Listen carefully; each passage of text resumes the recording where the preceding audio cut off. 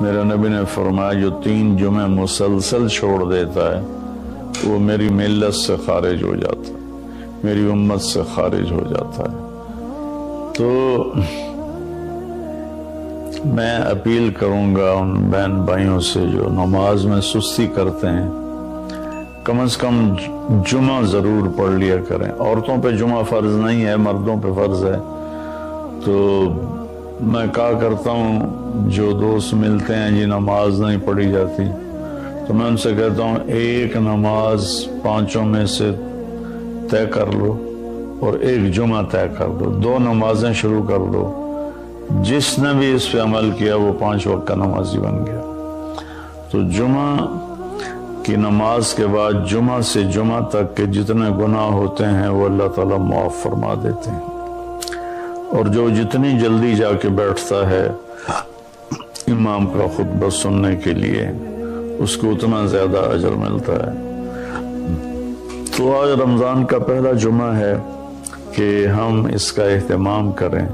رمضان المبارک میں جنگ بدر ہوئی، 17 رمضان جمعے کا دن، اور اللہ نے قیامت کو بھی جو قائم کرنا ہے جمعے کا دن۔ تو ہر دن اللہ کی بارگاہ میں بابرکت ہوتا ہے اگر ہم اس میں اللہ کی مان کے چل رہے ہیں، اور رمضان شریف میں خاص طور پر، اور پھر جمعہ ہو تو خاص طور پر اس میں ہم اپنے عبادت کو بڑھائیں۔ درود شریف جمعے کے دن کا مبارک عمل ہے کثرت سے درود شریف پڑھنا، اور 300 دفعہ جو درود شریف پڑھ لیتا ہے وہ کثرت میں شمار ہو جاتا ہے، اوپر کی کوئی حد انتہا نہیں ہے۔ ہمارے ایک رشتہ دار تھے، وہ انتقال ہو گیا، اللہ ان کو درجے بلند کرے۔ وہ روزانہ ایک دن میں 10,000 دفعہ درود شریف پڑھا کرتے تھے، ہر وقت تسبیح ان کے ہاتھ میں ہوتی تھی، اور روزانہ 10,000 دفعہ درود شریف پڑھا کرتے تھے۔ تو میرے بہن بھائیوں، میرے عزیزوں، اللہ تعالیٰ نے ہمیں ہر نماز کی بڑی اہمیت بتائی ہے، ہر نماز کی، لیکن خاص طور پر جمعے کی بڑی فضیلت ہے، اور جمعہ بھی رمضان المبارک کا ہو تو اور زیادہ وہ باعث برکت ہے، قابل رحمت ہے۔ تو روزے کا بھی اہتمام ہو اور ساری نمازوں کا اہتمام فرمائیں، کوئی باجماعت پڑھنے کی کوشش کریں، کوئی جماعت سے رہ جائے تو پھر اس کو چھوڑیں نہیں، اسے ضرور پڑھ لیں، کہ نماز کی اللہ تعالیٰ نے جتنی تاکید قرآن میں کی ہے اور کسی کی اتنی تاکید نہیں کی، اور اللہ تعالیٰ نے 10 دفعہ اقیموا الصلاۃ اقیموا الصلاۃ اقیموا الصلاۃ وآتوا الزکاۃ، تو 10-12 دفعہ اللہ نے قرآن میں براہ راست حکم کیا اقیموا الصلاۃ وآتوا الزکاۃ۔ اور ادھر اللہ پاک کی رحمت کے دروازے کھلے ہوئے ہیں، اللہ کا عرش پہلے آسمان پر ہے، جنت کے دروازے کھل چکے ہیں، جہنم کے دروازے بند ہو چکے ہیں، اور میرے نبی کا فرمان ہے کہ اگر میری امت کو پتہ چل جائے رمضان کیا ہے تو تمنا کریں گے کہ سارا سال ہی رمضان ہو، اتنی اللہ کی رحمت ہوتی۔ اللہ نے فضل فرمایا، صرف 1 مہینے کے لیے ہمیں اللہ تعالیٰ نے اس کا پابند کیا۔ تو میرے بھائی بہنوں، اس مہینے کو قیمتی بناؤ، کسی سے ہم لڑے ہوئے ہیں ہم صلح کر لیں، مرنے والے سے پوچھو کہ لڑائی کا کیا نقصان ہوتا ہے، مرنے والے سے پوچھو دنیا کی دوڑ کا کیا نقصان ہوتا ہے، مرنے والے سے پوچھو ماں باپ کی نافرمانی کا کیا انجام ہوتا ہے۔ امام بخاری رحمۃ اللہ علیہ نے ایک واقعہ نقل کیا ہے کہ ایک گاؤں میں ایک نوجوان کو دفن کیا گیا، تو عصر کے بعد اس کی قبر پھٹتی اور وہ قبر سے نکلتا، اور اس کا چہرہ گدھے کا ہوتا تھا، اور وہ 3 دفعہ گدھے کی آواز میں آواز نکالتا تھا، پھر وہ قبر میں گرتا تھا، قبر مل جاتی تھی۔ تو لوگوں نے اس کی ماں سے پوچھا کہ یہ کیا چکر ہے؟ تو اس کی ماں نے بتایا کہ شرابی تھا، شراب پیتا تھا، تو میں اسے روکتی تھی نہ پیا کر، تو آگے مجھے کہتا تو کیا گدھے کی طرح آوازیں نکالتی رہتی ہے، مجھے نہ سنایا کرو۔ تو اللہ تعالیٰ نے تھوڑا سا اس کا انجام دکھا دیا کہ ماں باپ کو اس طرح تکلیف دینے سے کیا ہوتا ہے۔ تو بھائیو، ایک تم نماز کو زندہ کریں۔ میرے نبی نے کہا جعلت قرۃ عینی فی الصلاۃ، نماز روزے سے بڑا فرض ہے، میری آنکھوں کی ٹھنڈک نماز میں ہے۔ اور جب آپ دنیا سے تشریف لے جا رہے تھے تو آپ نے پورے دین کو 2 لفظوں میں بیان کیا، ایک ہے حقوق اللہ، ایک ہے حقوق العباد، اور ایک ہے بندگی اور ایک ہے معاشرت۔ تو آپ نے فرمایا الصلاۃ، جب آپ دنیا سے تشریف لے جا رہے تھے آپ نے حضرت اماں عائشہ رضی اللہ عنہا علیہ السلام کے سینے پر یوں سر رکھا ہوا تھا، اس طرح کر کے ایسے، اور اماں عائشہ نے آپ کو سہارا دیا ہوا تھا، اپنے سینے پر لٹایا ہوا تھا۔ تو آپ فرما رہے تھے الصلاۃ وما ملکت ایمانکم، میری امت ایک نماز نہ چھوڑنا، اور ایک میری امت کے غریب طبقے پر رحم کرنا، ان کے ساتھ آسانی کا سلوک کرنا، ان پر سختی نہ کرنا، ان سے نرمی کا سلوک رکھنا۔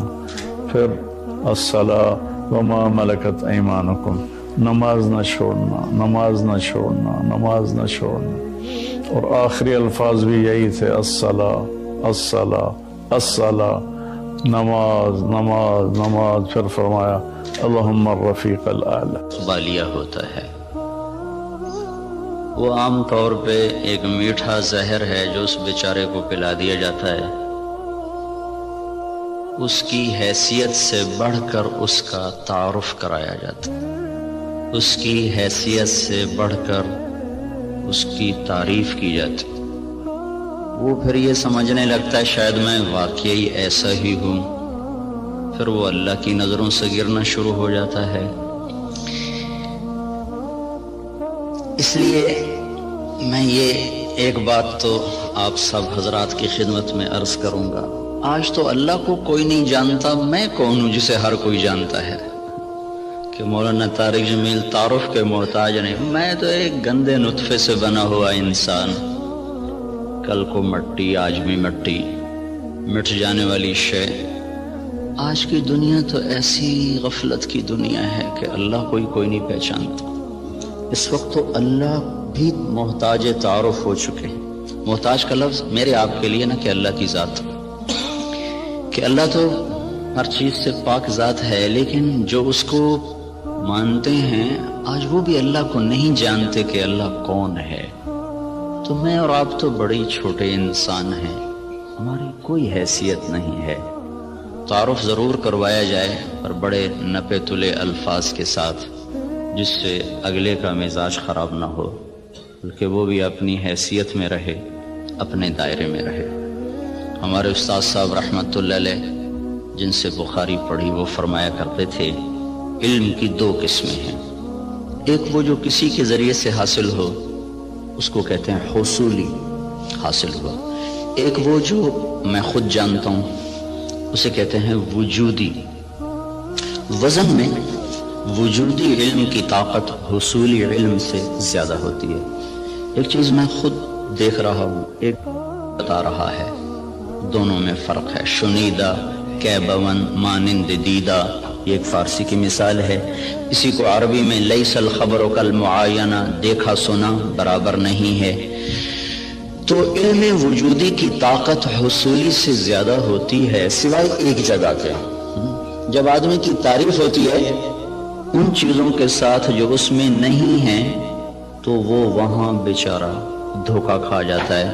وہ سمجھتا ہے یہ جو کہہ رہے ہیں نا ٹھیک ہی کہہ رہے ہیں، حالانکہ وہ اچھی طرح جانتا ہے کہ میں ایسا نہیں ہوں جیسا یہ کہہ رہا ہے، لیکن تھوڑی دیر کے لیے اس پر بھی ایک نشہ طاری ہو جاتا ہے، واقعی ایسا ہی ہوں۔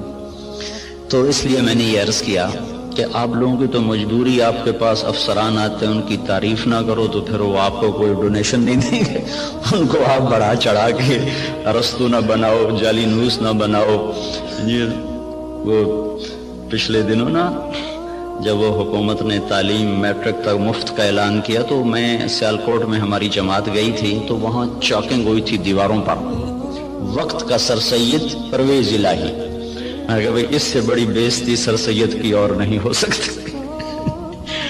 جس آدمی نے تن من دھن قربان کر دیا امت کو کسی رخ پر لانے کے لیے اور اس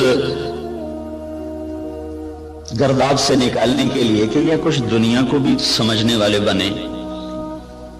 ایک نواب صاحب کے پاس گئے چندہ مانگنے، وہ تھے مخالف ان کے، تو انہوں نے تمسخر اور ٹھٹھے کے طور پر اپنے پرانے جوتے ان کو ڈبے میں پیک کر کے دے دیے کہ آئیے آپ کی اسکول کے لیے چندہ ہے۔ وہ لے گئے علی گڑھ، کھول کے دیکھا تو پرانے جوتے، تو انہوں نے اس کو بازار میں فروخت کیا، وہ کوئی 4 آنے 8 آنے کے بکے، وہ جمع کر کے رسید کاٹ کر لیٹر میں ڈال کے بھیج دی کہ آپ نے جو ہمیں چندہ دیا تھا وہ ہم نے بازار میں بیچا، اس کے اتنے پیسے ہم نے وصول پائے، اس کی رسید آپ کی خدمت میں پیش کر رہا۔ جو آدمی ایسے ذلیل ہو کہ کسی کنارے پہنچا وقت کا سر سید پرویز علیہ، میں کہ اس سے بڑی بےزتی آج تک سر سید کی نہیں ہو سکتی۔ تو خیر یہ ہمارے موضوع کی بات نہیں تھی، لیکن مجھے اپنی جان بھی تو بچانی ہے نا۔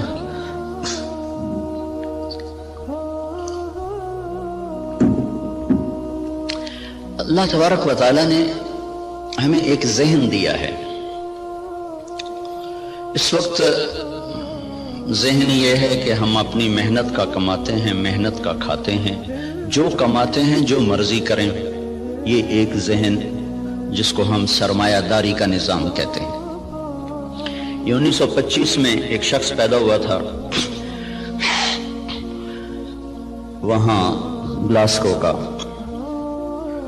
اس نے یہ نظریہ دیا تھا، اس نے کتاب لکھی تھی دی ویلتھ آف نیشن، تو اس میں اس نے یہ نظریہ دیا تھا کہ آدمی کو کمانے میں آزاد ہونا چاہیے، جو جیسے مرضی کمائے، اس سے مال کی دوڑ لگے گی اور لوگوں کے پاس سرمایہ وافر ہو جائے گا۔ ایڈورڈ سمتھ اس کا نام تھا۔ اس کے مقابلے میں ایک نظریہ تھا جو کارل مارکس نے دیا کہ سب کچھ نیشن کا ہے، حکومت کا ہے، کسی کا کوئی حق کوئی نہیں، حکومت اس کو صحیح طور پر تقسیم کرے گی۔ یہ 2 غلط نظریے دنیا میں چلے، ایک ختم ہو گیا، ایک قریب المرگ ہے، ختم ہونے پر ہے۔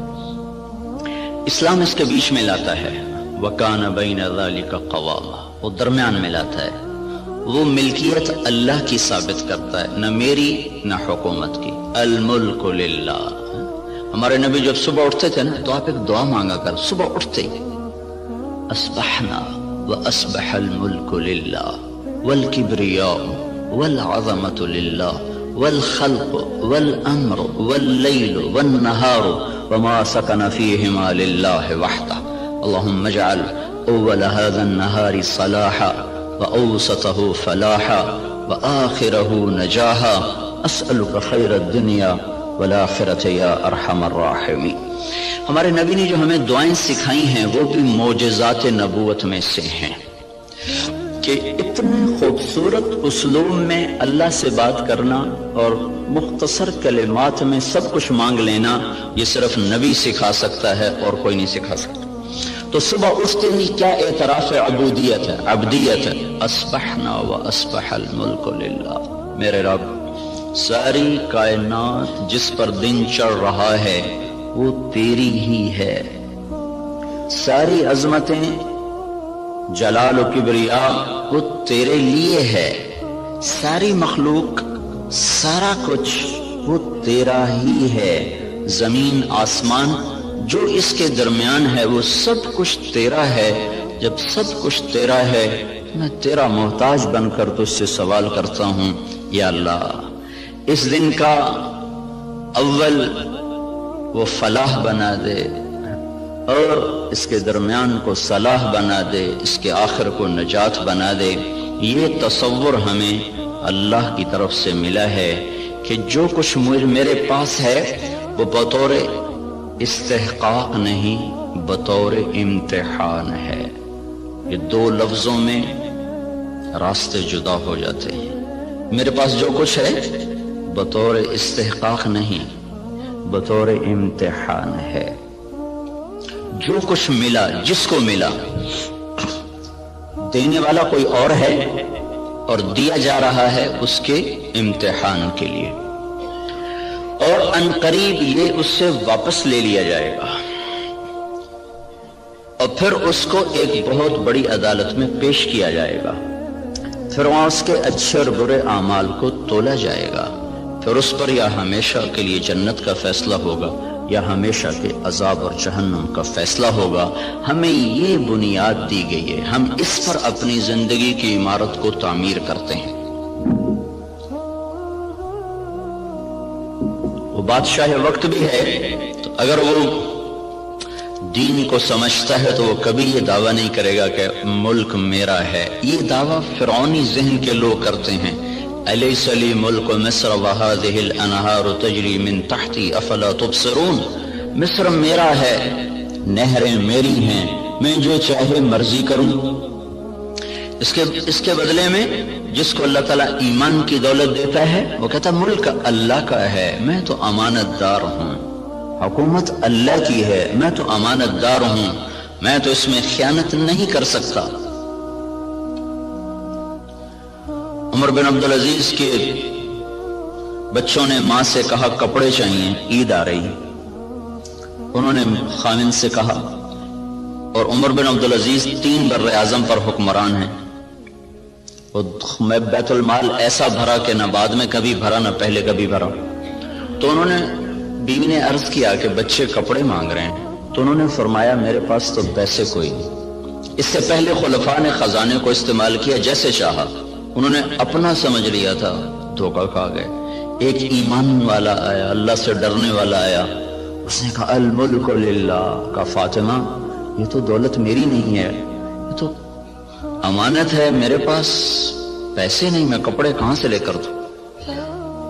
بیوی نے کہا اگلے مہینے کی تنخواہ ایڈوانس لو، میں اس سے کپڑے سی لوں گی، روٹی کا خرچہ میں گھر بیٹھے مزدوری کر کے نکال لوں گی۔ چلنے گئے، ہاں یہ میں کر سکتا ہوں۔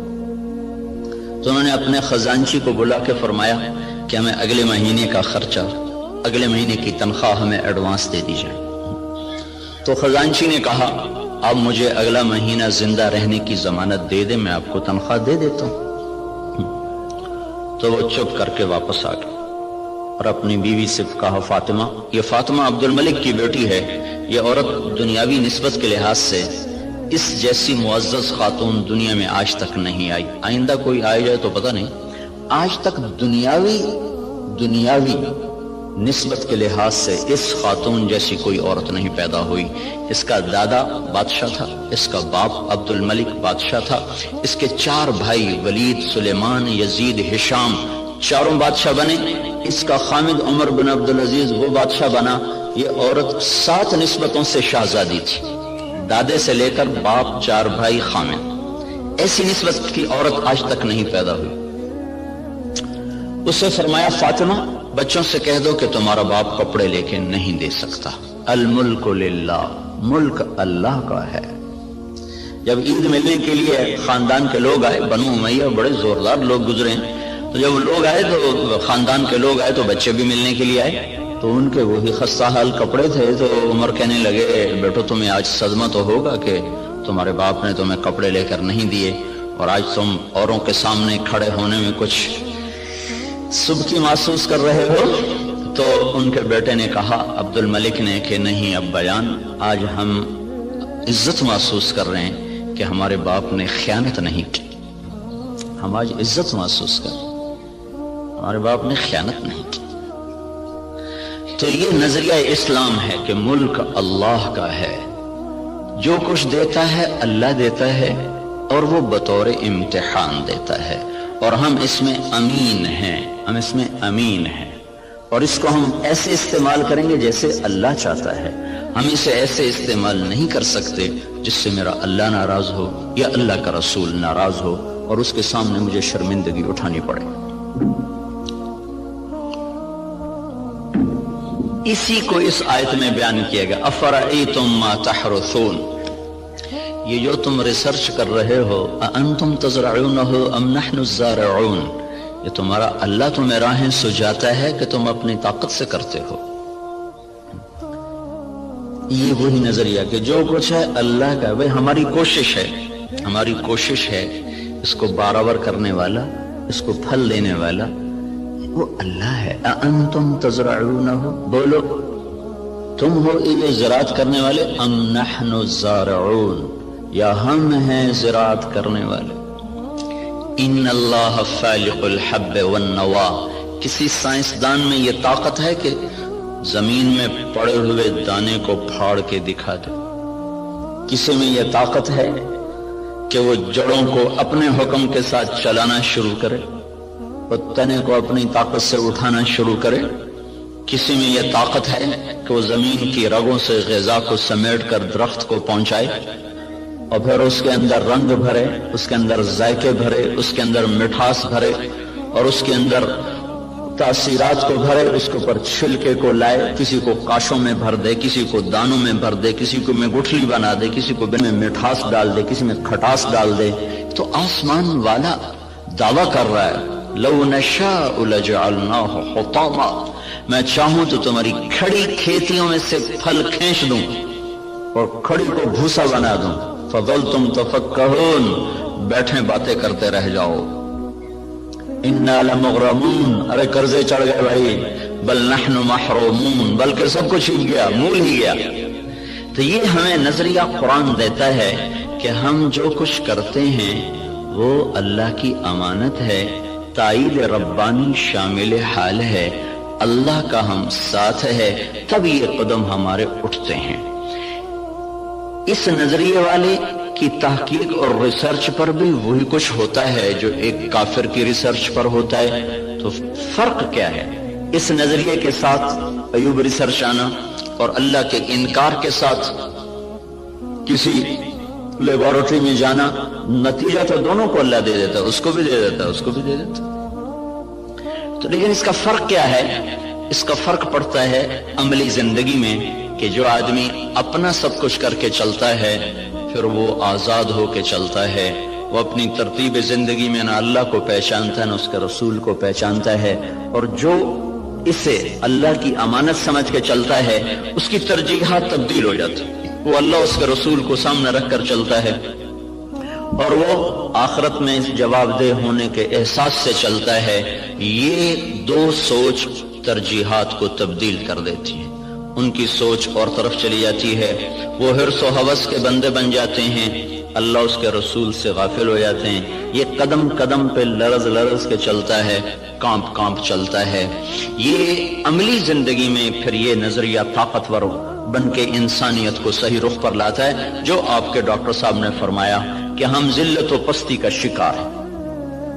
وجہ دین سے دوری ہے، دین سے دوری کی وجہ نظریات کمزور ہو چکے ہیں، تصورات کی دنیا میں اللہ نہیں بس رہا، اللہ کا رسول نہیں بس رہا، جنت اور جہنم کا تصور موجود نہیں ہے، اس لیے قدم بہک گئے، راستوں سے بھٹک گئے، ترتیب ساری الٹی ہو کے رہ گئی۔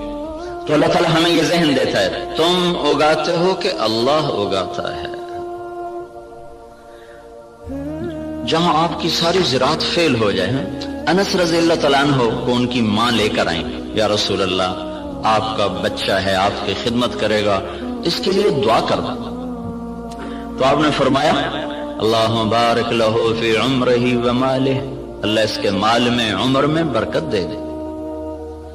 تو انس رضی اللہ عنہ فرمایا کرتے تھے کہ اللہ تعالیٰ نے مجھے اتنی زندگی دے دی کہ اب میں زندگی سے تنگ آ گیا، اللہ کے نبی نے لمبی عمر کی دعا دی، اور ساری دنیا میں کھجور کا پھل سال میں ایک دفعہ پھلتا ہے، کھجور کا درخت، لیکن انس رضی اللہ تعالیٰ عنہ کا باغ سال میں 2 دفعہ پھل دیتا تھا۔ وہ گرمی میں بھی پھل لیتا تھا، سردیوں میں بھی پھل لیتا تھا، نہ ٹیکنالوجی تھی، نہ سائنس، نہ کچھ، صرف اللہ کے نبی کی دعا تھی کہ یا اللہ اس کے رزق میں برکت عطا فرما۔ تو ان کے پھل سال میں 2 دفعہ آتے تھے۔ وہ کھجور تو ویسے ہی بہت دیر کے بعد پھل لیتی ہے۔ سلمان فارسی آئے کہ یا رسول اللہ آزادی تو ملی پر نہ ملنے کے برابر کا، کیوں؟ کہ وہ یہودی نے کہا ہے 100 پودے کھجور کے لگاؤ، جب وہ پھلدار ہو جائیں پھر تمہیں آزاد کروں گا۔ اب کھجور جلدی پھل لینے میں آ جاتی ہے، وہ تو وہی دور تھا جو پرانے زمانے کی کھجوریں تھی جو چل چل چڑھ چڑھ کوئی 10 سال کے بعد پھل دینا شروع کرتی تھی۔ تو میری آزادی تو پھر نہ ہونے کے برابر کہ اچھا چلو مجھے لے چلو. 3-4 سال پہلے وہ جگہ میں دیکھنے گیا تھا جہاں وہ باغ تھا. انہوں نے باڑ لگائی ہوئی ہے اس کے چاروں طرف. باغ تو نہیں ہے، وہ خالی جگہ پر ہے وہاں موجود. تو آپ نے کھجور اٹھاتے اور لگا دیتے، کھجور اٹھاتے لگا دیتے. سال کے اندر اندر ساری کھجوریں بڑھ کے پھل دینے لگے. صرف 1 سال. ایک کھجور اٹک گئی. یا رسول اللہ ایک کھجور نہیں اٹکی. کیا ہوا؟ تو حضرت عمر بولے یا رسول اللہ وہ میں نے لگائی تھی. کہ تیرا بھلا تو نے کیوں لگائی تھی؟ پھر آپ تشریف لے گئے، پھر آپ نے اپنے ہاتھ سے لگایا، سال کے اندر وہ پھلدار ہو گئی. اب یہاں ساری سائنس بھی فیل ہے، ٹیکنالوجی بھی فیل ہے. انتم تزرعونہ ام نحن الزارعون، تم اگاتے ہو کہ تمہارا اللہ اگاتا ہے، تم زراعت کرتے ہو کہ تمہارا اللہ کرتا ہے. زراعت کو پانی کے ساتھ جوڑا ہے تو اللہ تعالیٰ فرمایا افرأیتم الماء الذی تشربون انتم انزلتموہ من المزن ام نحن المنزلون. یہ پانی تم بارش کا برساتے ہو کہ تمہارا اللہ برساتا ہے.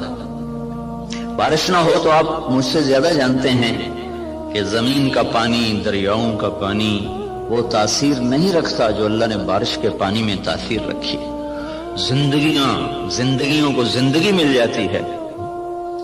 وَتَرَى الْأَرْضَ حَامِدًا وَتَرَى الْأَرْضَ خَاشِعًا، 2 لفظ قرآن استعمال کرتا ہے. زمین کو دیکھو وہ ایسے پھٹی پڑی ہوتی ہے، حامدہ، اس کا ظاہر ختم ہو چکا ہوتا ہے. وَتَرَى الْأَرْضَ خَاشِعًا، اندر باہر سے زمین برباد ہوتی ہے.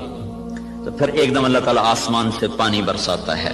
جب آسمان سے پانی اترتا ہے اہتزت وربت وانبتت من کل زوج بہیج، تو بارش سے زمین وجد میں آ جاتی ہے، رقص میں آ جاتی ہے. اہتزت جیسے خوشی سے لوگ جھومنے لگتے ہیں، ایسے جب تمہارا رب آسمان سے بارش برساتا ہے تو زمین خوشی سے جھومنے لگتی ہے کہ اللہ تعالیٰ اس میں وہ کچھ اتارتا ہے جو انسان کے بس میں نہیں ہے.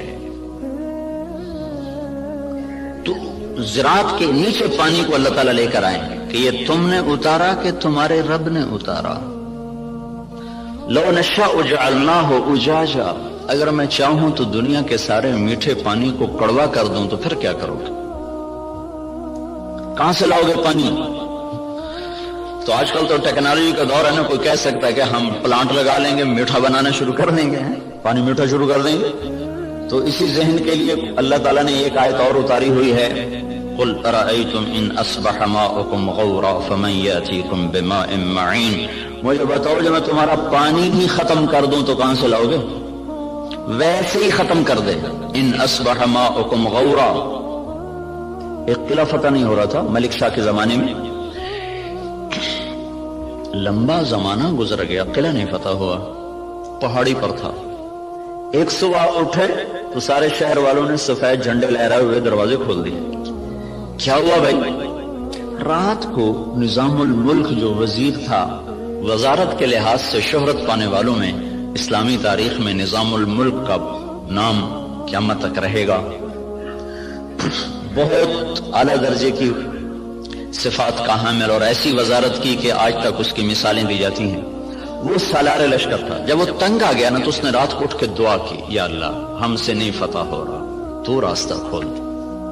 صبح قلعے کے دروازے کھول کے لوگ نیچے اتر آئے، کہا یہ ہم ہتھیار ڈالتے. کیا ہوا؟ کہ رات میں سارے شہر کا پانی خشک ہو گیا، ایک قطرہ پانی کوئی نہیں، ایک بوند پانی کوئی نہیں. دھس ان اصبح ماؤکم غورا، پانی کو دھسا دوں، کہاں سے لاؤ گے؟ اور دھنسے کو نکال دیں. حدیبیہ پر جب پہنچے 1400 آدمی، کنواں خشک، وہ پانی ختم. وہ تو حادثہ پیش آ گیا کہ انہوں نے اندر جانے سے روک دیا. وہ تو مکے جانے کی تیاری کر آئے تھے، راستے میں روک دیے گئے، پانی ختم ہو گیا. تو یا رسول اللہ پانی ختم ہے، کیا کریں؟ تو آپ نے کہا کوئی تھوڑا بہت ہو تو لاؤ. تو ایک آدمی تھوڑا سا پانی لے کر آیا تو آپ نے منہ میں ڈال کے خشک کنویں میں کلی کی تو کنویں کا پانی ابلتا ہوا باہر اٹھتے اوپر تک آ گیا. خشک کو اٹھا دیا، کھڑے کو دھنسا دیا.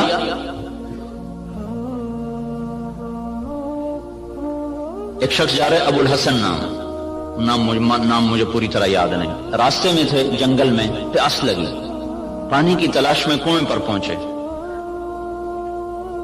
دیکھا تو پانی نیچے، تو انہوں نے اپنے موزے کو اتارا، جوتے کو اتارا، وہ لمبا جوتا ہوتا تھا، اس کو پگڑی سے باندھ کر نیچے لٹکایا تو پانی نیچے تھا، وہاں تک جوتا نہیں جا سکا، تب پریشان ہو کے بیٹھ گئے، اب کیا کروں، پیاس سے جان جا رہی۔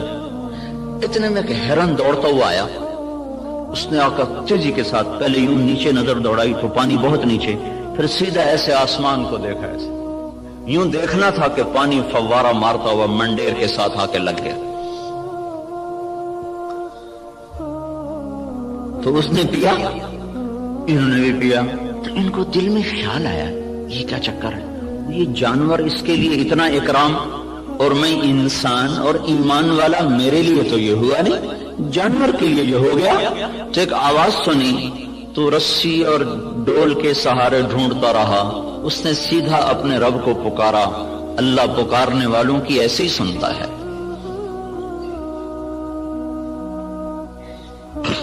تو یہ چیز ہمیں ایک راستہ دیتی ہے کہ ہمارے سوچ کے، تحقیق کے، ترتیب کے انداز اور ہیں۔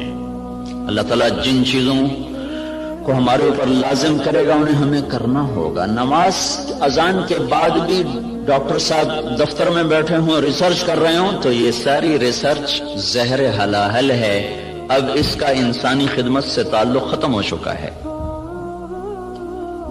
اللہ کی ندا کے بعد بھی تحقیق چل رہی ہو، اللہ کی صدا کے بعد بھی دفتر چل رہا ہو، تو یہ ساری برکتیں اپنے ساتھ لے کے چلا جائے گا۔ اب ہمارے لیے حکم ہے بند اذان باہر دینے کا حکم ہے۔ مسجد کے اندر اذان دینا مکروہ ہے، باہر۔ بلال رضی اللہ تعالیٰ عنہ مسجد کے ساتھ ایک کوٹھا تھا، ایک صحابی کا گھر تھا، اس کی چھت پہ چڑھ کے اذان دیا کرتے تھے کہ اذان باہر کی زندگی کو معطل کرنے کے لیے ہے اور مسجد کی زندگی کو آباد کرنے کے لیے ہے۔ حی علی الصلاۃ کے بعد اب نہ کوئی دکاندار، نہ کوئی تاجر، نہ زمیندار، نہ کوئی مرد، نہ کوئی عورت، جو جہاں پر ہے اسے حکم ہے کہ ہاتھ اٹھا لے اور چلے اس رب کی طرف جو کہہ رہا ہے حی علی الصلاۃ، آؤ نماز کی طرف۔ یہاں کیا ملے گا؟ یہاں تو ہم بہت کچھ کام کر رہے ہیں، لوگوں کی خدمت کر رہے ہیں، ریسرچ کر رہے ہیں، یہاں کیا ملے گا؟ تو اس سوال کا جواب اگلے دو جملوں میں دیا گیا، حی علی الفلاح، آؤ یہیں سے کامیابی ملے گی۔ میں چند دن پہلے گیا تھا ذرا یونیورسٹی، وہاں ان کو قصہ سنایا تھا، ابن سینا رحمت اللہ علیہ، وہ طب کی دنیا میں یعنی نبی کہلاتے ہیں کہ ان پر طب کا الہام ہوتا تھا۔ اس شخص کا بنایا ہوا نظام طب اور اس کے قوانین آج بھی معتبر اور مستند سمجھے جاتے ہیں۔ 600-700 برس پہلے وہ شخص گزرا ہے جب اتنے آلات نہیں تھے، لیکن اس شخص میں ایک صفت تھی، جب کسی مسئلے میں اٹک جاتے تھے اور نہیں سمجھ میں آتا تھا تو چھوڑ کے نفل کی نیت باندھ کے کھڑے ہو جاتے اور سجدے میں سر رکھ کر کہتے، اے رب میرے اوپر اس مسئلے کو واضح فرما دے۔ سجدے میں پڑھ نفل کی نیت باندھ کے سجدوں میں سر رکھ، اے میرے رب میں جاہل ہوں، میرے اوپر اس چیز کو منکشف فرما۔ پھر ایک دفعہ، 2 دفعہ، 3 دفعہ کرتے کرتے کرتے کرتے مانگتے مانگتے کا وہ چیزیں ان پر کھلتی تھیں، اور ایسا وہ لوگوں کو فن دے کر گئے ہیں کہ آج بھی ان کے فن کو تسلیم کیا جاتا ہے، اتنی تحقیقات کے باوجود بھی۔ تو آپ بھائی بہت بڑے کام میں لگے ہوئے ہیں، بہت بڑی ضرورت پوری کرنے میں لگے ہوئے ہیں۔ زراعت فرض کفایہ ہے، تجارت جائز ہے، تجارت کرنا جائز اور زراعت کرنا فرض کفایہ۔ اگر لوگ تجارت چھوڑ دیں تو گناہگار نہیں ہوں گے، لیکن اگر سارا طبقہ زراعت چھوڑ دے تو گناہگار ہو جائیں گے۔ علامہ خزائی رحمت اللہ علیہ نے لکھا ہے کہ زراعت کے چھوڑ دینے سے لوگ گناہگار ہو جائیں گے، یہ فرض کفایہ، جیسے جنازہ سارے چھوڑ دیں تو مجرم ہو جائیں گے، تو زراعت فرض کفایہ ہے۔ بہترین مال وہ پالتو گھوڑا ہے اور قطاروں میں لگے ہوئے درخت ہیں۔ قطاروں میں لگے ہوئے درخت سے مراد باغ ہے۔ سب سے بہترین رزق جو اللہ تعالیٰ کسی کو دیتا ہے وہ گھوڑا اور باغ ہے۔ اور آپ نے فرمایا جب اللہ تعالیٰ نے معیشت کو اتارا معیشت کو جب آسمان سے اتارا تو برکت کو کھیتی اور بکریوں میں رکھ دیا. جب اللہ تعالیٰ نے معیشت کو آسمان سے اتارا تو برکت کو کھیتی اور بکریوں میں رکھ دیا. سعد بن معاذ رضی اللہ تعالیٰ عنہ تشریف لائے تو آپ نے دیکھا ان کے ہاتھوں پر وہ کسی چلانے کے نشان پڑے ہوئے تھے. تو آپ نے کہا سعد کیا ہے یہ؟ کہا جی یہ کسی کے نشان ہے، میں زمین کھودتا ہوں، گوڑی کرتا ہوں. گوڑی کرتے نا زمانے میں ہاتھوں سے کرنا، یا رسول اللہ وہ میں خود کرتا ہوں، اس کے کرنے کی وجہ سے یہ میرے نشان پڑ گئے ہیں، بچوں کی روٹی کماتا ہوں. تو آپ نے ان کا ہاتھ لے کر ایسے چوما اور کہا اس ہاتھ پر جہنم کی آگ حرام ہے.